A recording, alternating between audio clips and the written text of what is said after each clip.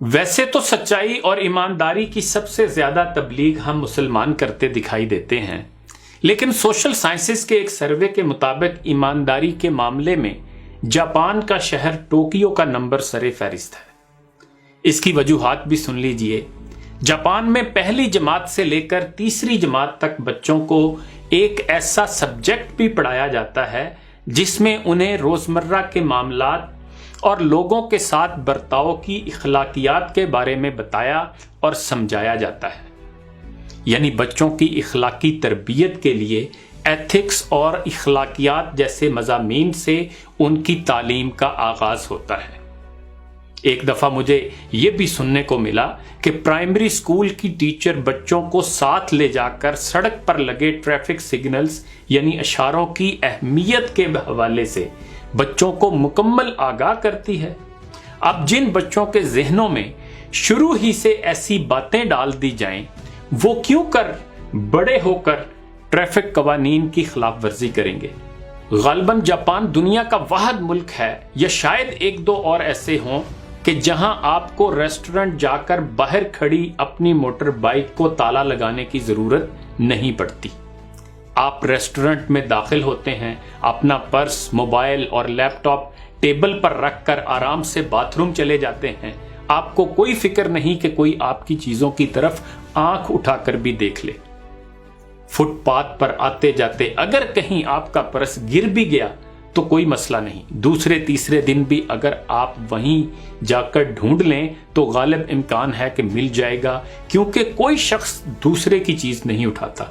اگر کسی نے اٹھایا بھی تو وہ اسے پولیس کو جمع کرا دے گا تاکہ اس کے مالک تک پہنچا دیا جائے۔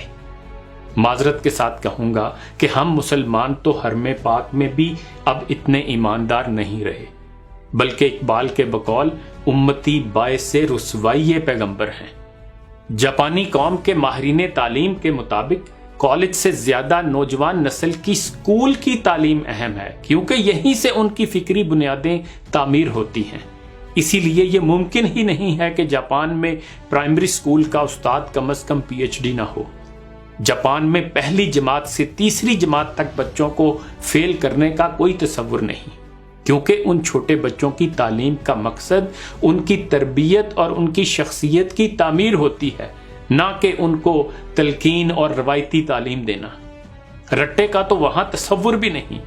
اور یہ الگ بات ہے کہ جاپانی دنیا کی امیر ترین قوموں میں شمار ہوتے ہیں، مگر ان کے گھروں میں کام کاج کے لیے نوکر اور خادم کا کوئی تصور نہیں پایا جاتا۔ ماں باپ ہی بچوں اور گھر کے ذمہ دار ہوتے ہیں۔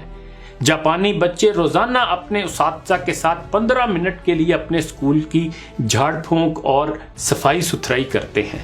اس مشق کا مقصد انہیں اخلاقی طور پر متواضع بنانا اور عملی طور پر صفائی پسند بنانا ہوتا ہے۔ جاپان میں ہر بچہ اپنا دانت صاف کرنے والا برش بھی سکول ساتھ لے کر جاتا ہے۔ سکول میں کھانے پینے کے بعد ان سے دانت صاف کروائے جاتے ہیں۔ اپنے بچپن ہی سے ان کو اپنی صحت کا خیال رکھنے والا بنایا جاتا ہے۔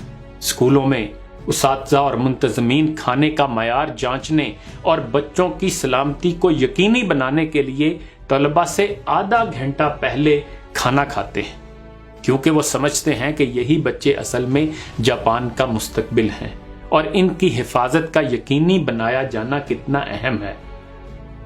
یقیناً ایسے طریقوں سے وہ اپنے بڑوں اور اساتذہ کی یہ ذہن سازی بھی کرتے ہیں کہ بچے کتنے اہم ہوتے ہیں۔ بچے ہی ہمارا آنے والا کل ہے۔ جاپان میں صفائی کا کام کرنے والے کو ایک خاص نام سے پکارا جاتا ہے جس کا مطلب ہیلتھ انجینئر بنتا ہے۔ اس کی تنخواہ امریکی ڈالر میں 5,000 سے 8,000 کے درمیان ہوتی ہے، اور اہم بات یہ کہ اس ملازمت کے لیے بھی امیدوار باقاعدہ زبانی اور تحریری امتحان پاس کرتے ہیں۔ جاپان میں گاڑیوں، ریسٹورنٹس اور بند مقامات پر موبائل استعمال نہیں کیا جاتا۔ جاپان میں سائلنٹ موڈ پر لگے موبائل کو ایک خاص نام دیا جاتا ہے جس کا مطلب مینرز موڈ یعنی اخلاق پر لگا ہونا بنتا ہے۔ جاپان میں اگر آپ کسی کھلی دعوت یا بوفے ڈنر پر چلے جائیں، وہاں پر بھی یہی دیکھیں گے کہ لوگ اپنی پلیٹوں میں ضرورت کے مطابق ہی کھانا ڈالتے ہیں۔ پلیٹوں میں کھانا بچا چھوڑنا جاپانیوں کی عادت نہیں ہے۔ معذرت کے ساتھ یہاں ایک بات کہنا چاہوں گا کہ ہماری شادیوں کی تقریبات بارے پنجابی میں کہا جاتا ہے کہ کھانے کے وقت پر کھانا نہیں کھولدا، بندے کھول دینے۔ ایک جنگ کا منظر ہوتا ہے جس طرح لوگ کھانے پر ٹوٹتے ہیں، اور معلوم ہوتا ہے کہ جیسے بیشتر لوگ کئی سالوں کے بھوکے ہیں۔ اور خیر رہنے دیں، کہاں تک سنو گے، کہاں تک سناؤں۔ ابھی فی الحال جاپانیوں کی اچھی عادات ہی پر گفتگو کرتے ہیں۔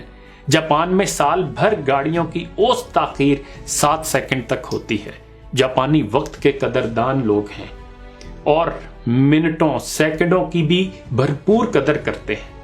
پاکستان کی وزارت تعلیم کے ایک اہم افسر جناب رفیق طاہر صاحب، جو ایک دفعہ نوجوانوں کی ایک کانفرنس میں آئے جس کا اہتمام پازیٹو پاکستان نے کیا تھا، انہوں نے ایک واقعہ سنایا جس سے اندازہ ہوتا ہے کہ جاپانی وقت کی کیا قدر کرتے ہیں۔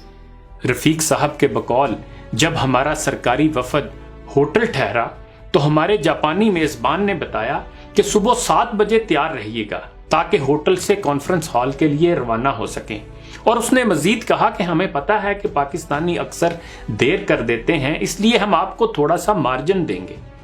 ہم نے پوچھا کہ ہمارے لیے وقت کا کتنا مارجن رکھا ہے تو میزبان نے جواب دیا 15 سیکنڈ کا۔ اسی طرح مجھے ایک پاکستانی بزنس مین کے بارے پتا چلا کہ ایک جاپانی نے اس کے ساتھ صرف اس لیے بزنس شروع کرنے سے انکار کر دیا کہ یہ پہلی بزنس میٹنگ پر بروقت نہیں پہنچا تھا۔ اور آخر پر ایک بہت ہی اہم بات سن لیجئے، اور وہ یہ کہ جاپانی امیر نہیں ہیں۔ دنیا کے 100 امیر لوگوں میں ایک بھی جاپانی نہیں ہے۔ زندگی بہت سمپل ہے، سادہ ہے، سادگی میں آسانی ہے، حسن ہے، برکت ہے۔ کاش یہ باتیں ہمارے تمام شہریوں اور بالخصوص نوجوانوں کو سمجھ آ جائیں جو اپنی موٹر سائیکلوں کے سائلنسر نکال کر انہیں خود منہ پھٹ بنا دیتے ہیں۔ کاش یہ جان لیں کہ مینرز موڈ میں رہنے ہی سے قوموں کی عزت بنتی ہے۔ انہی گزارشات کے ساتھ اجازت چاہوں گا۔ اپنا خیال رکھیے گا۔ اللہ حافظ۔